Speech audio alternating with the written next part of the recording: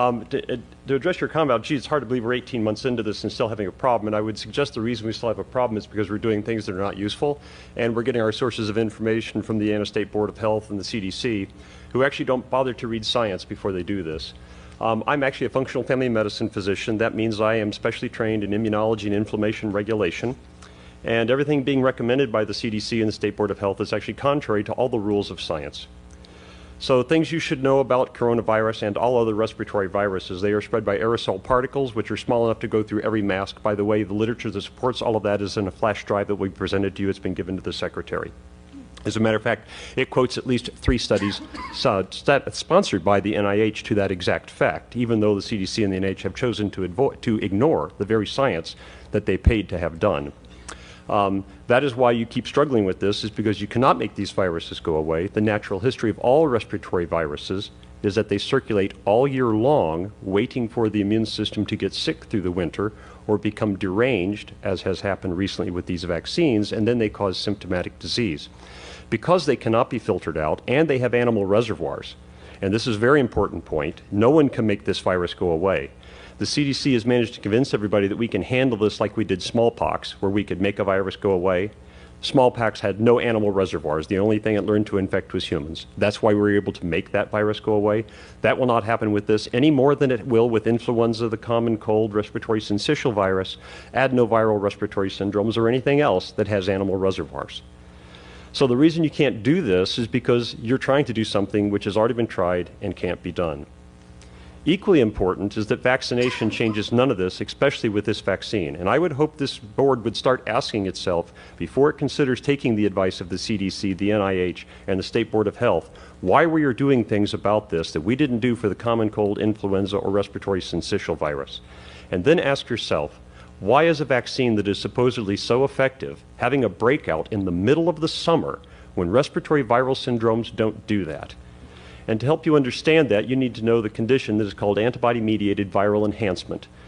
That is a condition done when vaccines work wrong, as they did in every coronavirus study done in animals on coronaviruses after the SARS outbreak, and done in respiratory syncytial virus, where a vaccine used in a vulnerable individual done the wrong way, which cannot be done right for a respiratory virus which has a very low pathogenicity rate, causes the immune system to actually fight the virus wrong and let the virus become worse than it would with native infection.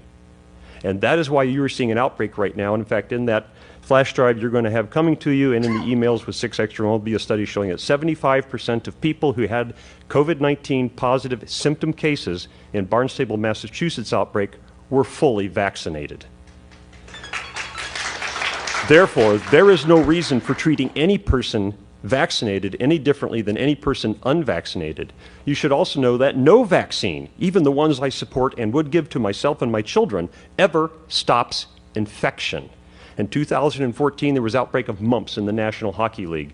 The only people who came down the symptoms were the people who were unvaccinated or unknown vaccine status. Boy, that sounds like a great argument for vaccines. But a question that you should ask yourself, knowing that half of the people who came down with symptomatic disease had no contact with an unvaccinated or unknown vaccine status individual, where did they get the disease?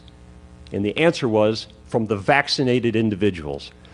No vaccine prevents you from getting infection. You get infected, you shed pathogen. This is especially true of viral respiratory pathogens. You just don't get symptomatic from it. So you cannot stop spread. You cannot make these numbers that you've planned on get better by doing any of the things you're doing, because that is the nature of viral respiratory pathogens. And you can't prevent it with a vaccine because they don't do the very thing you're wanting them to do. And you will be chasing this the remainder of your life until you recognize that the Center for Disease Control and the Indiana State Board of Health are giving you very bad scientific guidance. And instead, read the articles that are going to come on the email and are on this flash drive, and listen to the people in this audience here tonight who actually have recognized the advice they are getting from the CDC and the NIH is counterfactual. And that's why you're still fighting this with this vaccine that supposedly was going to make all of this go away, but has suddenly managed to make an outbreak of COVID-19 develop in the middle of the summer when vitamin D levels are at their highest. By the way, the other thing that would be necessary, any vaccine restriction to be considered, is if there were no other treatment available. And I can tell you, having treated over 15 COVID-19 patients, that between active loading with vitamin D, ivermectin, and zinc, that there is not a single person who has come anywhere near the hospital. And we already have studies that show that if you achieve a 25-hydroxyvitamin D level greater than 55, your risk of COVID-19 death will drop down to 1/4 of the population average for the United States. And there are active treatment trials included on that flash drive that show the same is true. So if you were going to discriminate based upon vaccine, you should also discriminate based upon 25-hydroxyvitamin D level, zinc taste test response, and probably previous infection, since there are also studies on that flash drive that show that people who have recovered from COVID-19 infection actually get no benefit from vaccination at all, no reduction in symptoms, no reduction in hospitalization, and suffer 2 to 4 times the rate of side effects if they are subsequently vaccinated. Therefore, the policies that you are basing on are totally counterfactual. I don't blame this board for that because I know you aren't scientists and you've thought it was reasonable to listen to the CDC, NIH, and the Indiana State Board of Health. But I would encourage that instead you listen to the people out here in this audience and read what's on that data drive. And if anybody here in this board has any questions about anything on that, I will happily come back and sit with you individually if you would like to explain the science behind this.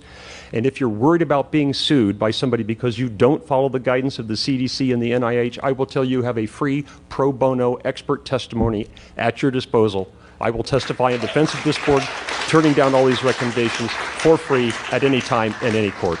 Thank you. Thank you. Thank you.